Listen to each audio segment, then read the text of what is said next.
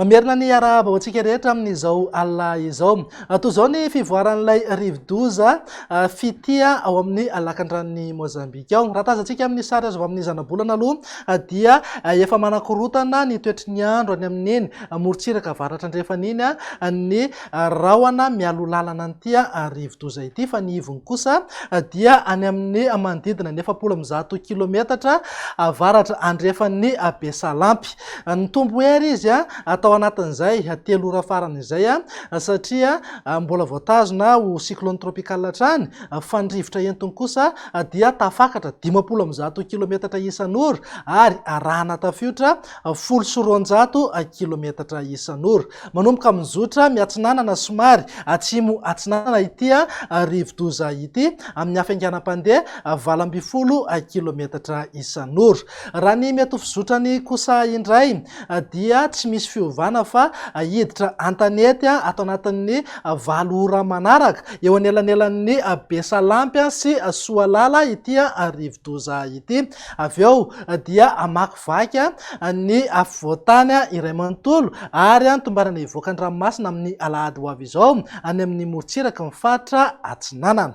Vokatr'izay indrindra dia tsy misy fiovana ny filazana loza mahakasika ny rivo-doza fa voatazona ho filazana lokomena na filazana loza mitatao ho an'ny Fatriboeny sy Melaky, filazana loza manambana miloko mavo kosa ho an'ny Fatry Betsiboka, Bongolava, ny distrika Ankazobe sy Anjozorobe, filazana fanairana miloko maitso ho an'ny Fatra Itasy, Aloatramangoro, ny distrikany Ambatolampy, Ambohidratrimo, Andramasina, Manjakandriana, Mihitatra, hatraty Antananarivo renivohitra, Antananarivo avaradrano ary Antananarivo atsimondrano. Araka ny efa natsidika teo moa ny mety ho fizotran'ity rivo-doza ity dia hiakandriana miatsinanana, izany hoe amin'ny rotsakorana betsaka amin'ireo toerana olalovana izy ka mety hahatratra eo amin'ny 50 hatramin'ny 50 milimetatra mihitsy ny tany-rotsakorana ao anatin'ny 420 ora. Vokatr'izay indrindra dia ahina mety isin'ny tondra-drano, eo ihany koa ny mety ho fiakaran'ny